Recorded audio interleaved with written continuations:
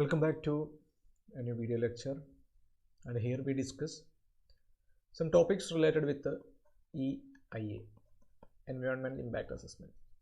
So in the previous sections we discussed about the how this EIA procedure work out in our country India.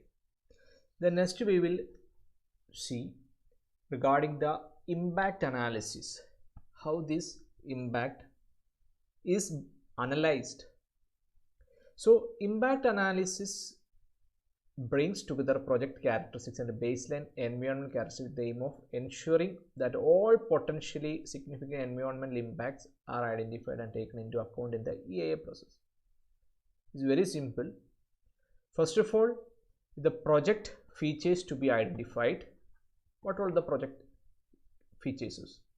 Then how it is going to affect the environment, that is also to be identified. Then after that we will recognize what all measures to be taken down to prevent if it affect the environment. So there are three methods to find out this impact analysis. First one is checklist, second one is matrix method, third one is overlay analysis. Now we move on to the different cases like checklist. First one is checklist. Most checklists are based on a list of special biophysical, social, economic factors that may be affected by a development. So checklist, as you know, checklist means a certain points will be given, and we have to find out, we need to find out whether it affect or it is not affecting. Likewise, once again repeat, checklist means a lot of instructions will be provided regarding whether this will affect our environment in this way, that way, or likewise. And if first point is okay, then if it is affect, then we'll put the tick mark, or it is going to be affect, likewise we will mark down. The simple checklist can help only to identify impacts and ensure that impacts are not overlooked. Okay, then here you can see the following is an example for a simple checklist used in EIA. So this is an example, information describing the project. All the project's details is being given here. What all things is, the second one is land use requirement and the other physical features, then production process and operational features of the projects, likewise. Then coming to the second case, or section 2, section 1 and section 2, information describing site and its environmental physical features. Okay, then a questionnaire checklist are based on a set of questions to be answered. ഒരു questionnaire checklist you have to prepare. Okay, വളരെ ഡെപ്തിലായിട്ട് പറഞ്ഞു കഴിഞ്ഞാൽ നമ്മളൊരു check list prepare ചെയ്യണം. Check ലിസ്റ്റിനകത്ത് എന്തൊക്കെ കണ്ടന്റുകൾ വേണം എന്നുള്ള കാര്യങ്ങൾ വളരെ ക്ലിയർ ആയിട്ട് നമ്മൾ നോട്ട് ഡൗൺ ചെയ്യേണ്ടതായിട്ട് ആവശ്യമാണ്. സോ അതിൻ്റെ ഒരു കേസാണ് ഈ പറഞ്ഞ ഒരു എക്സാമ്പിളാണ് ഈ പറഞ്ഞിരിക്കുന്നത്. Okay, this is an example of how to prepare a questionnaire check list, whether these all things is affecting our environment, likewise what all things, which characteristics of the project environment could be affected, and how it is going to be affected, or which part it is going to be affected എന്ന് വേണ്ട എല്ലാ ഡീറ്റെയിൽസും കാര്യങ്ങളും നമ്മൾ ഈ check ലിസ്റ്റിനകത്ത് prepare ചെയ്തിരിക്കണം. അതനുസരിച്ചിട്ടായിരിക്കും അടുത്ത analysis കാര്യങ്ങൾ വർക്കൗട്ട് ചെയ്യുന്നത്. So that's regarding this check list cases. Okay, then matrix methods are the most commonly used method, one of the important method in the case of this impact analysis. Simple metrics are merely two-dimensional charts showing environmental components on one axis and development actions on the other. How this, what are those, if you take an x and y axis, let us take an example. If this environmental components, environmental feature ആയിരിക്കുന്ന components ഏതൊക്കെയാണ് നമ്മൾ ഒരിടത്ത് mention ചെയ്യുന്നു. Then അടുത്തൊരു component ആയിട്ട് development, അതായത് ഈ പറയുന്ന ഒരു പ്രൊജക്റ്റ് മൂലം some developments will be there, ആ ഒരു കാര്യം കൂടെ നമ്മൾ മെൻഷൻ ചെയ്യുന്നു. They are essentially expansion of check list that acknowledge the fact that various components of a development project, construction, operation, decommissioning, buildings, access to road, like all those things. Actually this is an extension of the cheque list. നമ്മൾ already prepare ചെയ്തിരിക്കുന്നതിൻ്റെ ഒരു extension പാർട്ടാണ്. അതായത് ഏതൊക്കെ ഭാഗത്താണ് development സംഭവിക്കുന്നത്, ഏതൊക്കെ environmental ഫാക്ടേഴ്സാണ് നമ്മൾ consider ചെയ്യേണ്ടത് എന്ന് വേണ്ട കാര്യങ്ങളായിരിക്കും നമ്മൾ അതിനകത്ത് ചെയ്യുന്നത്. അപ്പോൾ ഇത് ആണ് അതിനൊരു എക്സാമ്പിളായിട്ട് പറയുന്നത്. What are those environmental components? If you observe environmental component, then these are the project actions or development actions. ഏതൊക്കെ വർക്കുകളാണ് നടക്കുന്നത്, so how it is going to influence, those things are being prepared. These are examples for showing this environmental components and project actions for this matrix method. Matrix method inde oru planning കാര്യങ്ങളുമാണ് workout ചെയ്തിരിക്കുന്നത്. Then the best known type of quantified matrix, the Leopold matrix, which was developed for the US Geological Survey. One of the example for this matrix method ന് വേണ്ടി geological department develop ചെയ്തിരിക്കുന്ന ഒരു കേസാണ് പറഞ്ഞത് Leopold matrix. Horizontal list of 100 project actions and vertical list of 88 environmental components. ഇപ്പോൾ നമ്മൾ കണ്ടിരിക്കുന്ന അതേ ഒരു കേസ് സ്റ്റഡി പോലെ തന്നെ 100 പ്രൊജക്റ്റ് ആക്ഷൻസിൻ്റെ ഒരു എക്സാമ്പിളാണ് പറഞ്ഞിരിക്കുന്നത്. ഇപ്പോൾ കൺസ്ട്രക്ഷനും കാര്യങ്ങളൊക്കെയാണ് പ്രൊജക്റ്റ് ആക്ഷൻസിൽ വരുന്നതാണ്. അതുപോലെ തന്നെ 88 എൻവയോൺമെൻറ്റൽ കമ്പോണൻസ്, ഈ 88 കമ്പോണൻസ് എൻവയോൺമെൻറ്റിനെ എങ്ങനെ ഫീച്ചർ ഔട്ട് ചെയ്യുന്നു എന്നുള്ളൊരു റെക്കോർഡിങ് കാര്യങ്ങളാണ് അതിനകത്ത് ഡെവലപ്പ് ചെയ്തിരിക്കുന്നത്. Then so that is written here, an example is provided here.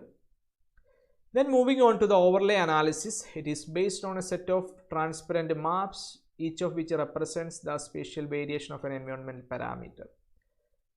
Okay, so basically in this case we prepare some maps, and based on how this influence or how it impact the environmental parameters, അതായത് നമ്മളൊരു specific details കാര്യങ്ങൾ analysis ചെയ്തിട്ട് അതിൻ്റെ base ചെയ്ത് നമ്മളൊരു preparation of maps will be created. The maps are shaded to show 3 degrees of parameter compatibility with the proposed project. A composite picture of the overall social cost of affecting any particular area approached by superimposing all the transparent maps. If any area to be impacted or if any area to be affected, that to be mapped. So with a computer, this method is easily adaptable for use with a computer program to perform the task of aggregating the predicted impact for each geographical subdivision and of searching for the areas least affected. So all the details to be collected using the computer or നമ്മുടെ modern technology വെച്ചിട്ട് details കാര്യങ്ങളെല്ലാം collect ചെയ്യുന്നു. ഡേറ്റാസാണ് നമുക്ക് വേണ്ടത്. ആ datas വെച്ചിട്ട് നമ്മൾ analyse കാര്യങ്ങൾ ചെയ്യുന്നു. So that is regarding this. അതിൻ്റെ ഒരു ഫീച്ചറും കാര്യങ്ങളുമാണ് ഈ കാണിച്ചിരിക്കുന്നത്. How this is going to be affect, എങ്ങനെയാണ് ഓരോ റീജിയനിലും അഫക്റ്റ് ചെയ്യപ്പെടുന്നത് എന്നുള്ളൊരു ടോപ്പോഗ്രഫിക്കൽ മാപ്സ് എന്നൊക്കെ നമുക്ക് വേണമെങ്കിൽ പറയാം. ആ ടോപ്പോഗ്രഫിക്കൽ റീജിയൻ എങ്ങനെ അഫക്റ്റ് ചെയ്യപ്പെടാം. ഈ ഒരു 3 കേസുകളാണ് ഇമ്പാക്റ്റ് അനാലിസിസിൽ നമ്മൾ ശ്രദ്ധിക്കേണ്ട കേസുകൾ. Okay, next moving on to the case studies of environment impact assessment. An example, Kochi Metro Rail project. So here it describes what all things is we did it in the Kochi Metro Rail project. It's an initiative by Kerala government. What about the length? It is 25 km with a 22 station from Aluva to Pete. Then a maintenance depot at Muttam. Then fastest completed metro project in India, open to public within 3 years and 10 months. All the details, and the first phase was inaugurated on 17th June 2017. Regarding this Kochi Metro Rail projects, what all those things are given here. Then environmental baseline data to ascertain existing baseline condition before Kochi Metro construction, and data from field studies April to May 2005. So regarding all the features, എന്തൊക്കെ കാര്യങ്ങളാണ് നമ്മൾ ഇതിനകത്ത്, അതായത് ഒരു project അല്ലെങ്കിൽ ഈ Kochi metro project തുടങ്ങുന്നതിന് മുമ്പ് ശ്രദ്ധിക്കേണ്ട കുറച്ച് കാര്യങ്ങൾ അല്ലെങ്കിൽ എന്തൊക്കെ കാര്യങ്ങളാണെന്നുള്ളതാണ് ഡീറ്റെയിൽ ആയിട്ട്. Location and physiography, then air quality, water quality, ഇങ്ങനെ ഒരു പ്രൊജക്റ്റ് കാര്യങ്ങൾ വന്നു കഴിഞ്ഞാൽ എന്തൊക്കെയാണ് അവിടെ സംഭവിക്കുക എന്നുള്ള ഡീറ്റെയിലിംഗ് കാര്യങ്ങളാണ് ഈ പ്രൊവൈഡ് ചെയ്തിരിക്കുന്നത്. എങ്ങനെയാണ് ഈ പറയുന്ന എയർ ക്വാളിറ്റീനെ എങ്ങനെ ബാധിക്കുക, അല്ലെങ്കിൽ എയർ ക്വാളിറ്റി എത്രത്തോളം നമ്മൾ മെയിൻറ്റെയിൻ ചെയ്യണം, അതുപോലെ തന്നെ വാട്ടർ ക്വാളിറ്റി എത്രത്തോളം മെയിൻറ്റെയിൻ ചെയ്യണം, അങ്ങനെയുള്ള ഡീറ്റെയിൽസ് കാര്യങ്ങളാണ് ഈ പ്രൊവൈഡ് ചെയ്തിരിക്കുന്നത്. അതോടൊപ്പം തന്നെ നോയ്സ് ലെവൽ, ഈ പറയുന്ന മെട്രോ പ്രൊജക്റ്റ് വരുമ്പോൾ അവിടെയുള്ള നോയ്സിൻ്റെ ലെവൽ അല്ലെങ്കിൽ നോയ്സ് പൊല്യൂഷൻ എന്ന് പറയുന്ന സാധനം ഡെവലപ്പ് ചെയ്യരുത്. അത് ഇതാണ് എയർ ക്വാളിറ്റി സ്റ്റാൻഡേർഡ് മെയിൻറ്റെയിൻ ചെയ്യണം. നമ്മൾ ഓൾറെഡി കഴിഞ്ഞ മോഡ്യൂൾസിൽ കണ്ടിരുന്നതാണ് എയർ ക്വാളിറ്റി സ്റ്റാൻഡേർഡ് എത്രത്തോളമാണ് മെയിൻറ്റെയിൻ ചെയ്യേണ്ടത്. ദെൻ സീസ്മിക് സോൺ കാര്യങ്ങളാണോ, അതിൻ്റെ ഇൻറ്റൻസിറ്റി കാര്യങ്ങൾ എത്രത്തോളമാണെന്നുള്ള ഡീറ്റെയിൽസ് കാര്യങ്ങൾ നമ്മൾ സ്റ്റഡി ഔട്ട് ചെയ്യണം. ദെൻ സോഷ്യോ എക്കണോമിക് സ്റ്റഡി, ഈ പറയുന്ന റീജിയൻ, ആ പർട്ടിക്കുലർ റീജിയനിലുള്ള എക്കണോമിക്കലായാലും അതുപോലെ തന്നെ സോഷ്യലി ആയാലും എത്രത്തോളം ഇൻഫ്ലുവൻസ് ചെയ്യപ്പെടുന്നുണ്ട്, ഓരോ കാറ്റഗറി ആൾക്കാരെ എങ്ങനെ അല്ലെങ്കിൽ പീപ്പിളിനെ എങ്ങനെ ഇൻഫ്ലുവൻസ് ചെയ്യുന്നുണ്ട്, അങ്ങനെയുള്ള ഒരു സ്റ്റഡി ഔട്ട് നടത്തണം. Then project route comprises of large number of major and medium small scale industries, no important historical monuments. എന്തൊക്കെയാണ് ഈ പറയുന്ന പ്രൊജക്റ്റ് റൂട്ട്, ഈ പറയുന്ന ആലുവ ടു ഇതിൻ്റെ എൻഡിങ് പോയിന്റ് വരെയുള്ള റൂട്ടിൽ എന്തൊക്കെ കാര്യങ്ങളാണ് അല്ലെങ്കിൽ എന്തൊക്കെയാണ് മെയിൻ ആയിട്ടുള്ള ഇമ്പോർട്ടൻറ്റ് തിങ്സസ് അതിനകത്തുള്ളതെന്നുള്ള കാര്യം നമ്മൾ ആദ്യം ഒന്ന് സ്റ്റഡി ഔട്ട് ചെയ്യണം. Then the positive environmental impacts, എന്തൊക്കെയാണ് ഇങ്ങനെ ഒരു പ്രൊജക്റ്റ് വന്നു കഴിഞ്ഞാൽ അല്ലെങ്കിൽ എൻവയോൺമെൻറ്റലായിട്ടുള്ള പോസിറ്റീവ് ആയിട്ടുള്ള കാര്യങ്ങൾ എന്തൊക്കെയാണ്. റിഡക്ഷൻ ഇൻ ട്രാഫിക് കൺജങ്ഷൻ, വളരെ വലിയൊരു കാര്യമാണ്. ട്രാഫിക് എന്ന് പറയുന്ന ഒരു സാധനത്തിന് റെഡ്യൂസ് ചെയ്യാൻ സാധിക്കും. ക്വിക്ക് സർവീസാണ്, ലെസ് ഫ്യൂവലാണ്, reduction in air pollution, reduction in noise level, better roads, employment opportunities. ഇങ്ങനെ ഒരുപാടധികം പോസിറ്റീവ് തിങ്സ് ഉണ്ട് ഈ പറയുന്ന കൊച്ചി മെട്രോ വരുന്നത് മൂലം. എംപ്ലോയ്മെൻറ്റ് ഓപ്പർച്യൂണിറ്റീസ് ഒരുപാടധികം കൂടുകയാണ്. അതോടൊപ്പം തന്നെ negative, project impact due to project location, impact due to project design construction work and project operation. ഇതിൻ്റെ ഒരു ഡീറ്റെയിലിംഗ് എന്ന് പറഞ്ഞു കഴിഞ്ഞാൽ, ഇങ്ങനെ ഒരു പ്രൊജക്റ്റ് വരുമ്പോൾ ആ ലൊക്കേഷൻ എന്തൊക്കെ സംഭവിക്കുന്നു, ആ പർട്ടിക്കുലർ സൈറ്റിന് എന്തൊക്കെ സംഭവിക്കുന്നു, അതോടൊപ്പം തന്നെ പ്രൊജക്റ്റ് ഡിസൈൻ കൺസ്ട്രക്ഷൻ വർക്കിന് എന്തൊക്കെയാണ് സംഭവിക്കുക, പ്രൊജക്റ്റ് ഓപ്പറേഷൻ എന്തൊക്കെയാണ് സംഭവിക്കുക, നെഗറ്റീവായിട്ട് എങ്ങനെ ഇമ്പാക്റ്റ് ചെയ്യുന്നുള്ള ഡീറ്റെയിലിംഗ് ആണ് ഇതിനകത്ത് പ്രൊവൈഡ് ചെയ്തിരിക്കുന്നത്. Then environmental management plan, the tree plantation, planting 10 trees for every tree that is felled, Kochi Metro to plant 8,000. അതിനെ നമുക്ക് എങ്ങനെ ഇംപ്രൂവൈസ് ചെയ്യാം, അല്ലെങ്കിൽ ഇങ്ങനെ ഇപ്പം എന്തെങ്കിലും ഒരു നെഗറ്റീവ് ഇമ്പാക്റ്റുകൾ വരുവാണെങ്കിൽ നമുക്ക് അതിനെ എങ്ങനെ നമുക്ക് ഓവർകം ചെയ്യാം, അതിനുള്ള കുറച്ച് ഡീറ്റെയിലിംഗ് ആണ് ഈ പറഞ്ഞിരിക്കുന്നത്. Water supply and sanitation, construction and operation, water supplied from municipal corporation source. Then regarding noise, increase noise level in ambient air due to construction metro rail operation. Then vibration control, energy management. Then regarding environmental monitoring plan, this water quality and air quality to be maintained. Water quality അതോടൊപ്പം തന്നെ air quality maintain ചെയ്യണം. അപ്പം അതെങ്ങനെയെല്ലാം നമുക്ക് പ്രോപ്പറായിട്ട് workout ചെയ്യാം. അപ്പോൾ ഒരു environmental impact അസസ്മെൻറ്റിനകത്ത് വരുന്ന കുറച്ച് കേസുകളാണ്. അതിൻ്റെ പോസിറ്റീവ് എങ്ങനെയാണ്, നെഗറ്റീവ് എങ്ങനെയാണെന്നുള്ള കാര്യം, പോസിറ്റീവും നെഗറ്റീവും എങ്ങനെയാണ് വരാൻ പോകുന്നത് എന്നുള്ള കാര്യം സ്റ്റഡി ഔട്ട് ചെയ്യണം. ആ പ്രൊജക്റ്റ് വർക്കിൽ എന്തൊക്കെയാണ് നമുക്ക് ആവശ്യാനുസൃതം നെഗറ്റീവായിട്ടുണ്ടെങ്കിൽ അതിനെ എങ്ങനെ ഓവർകം ചെയ്യാം എന്നുള്ള കാര്യം.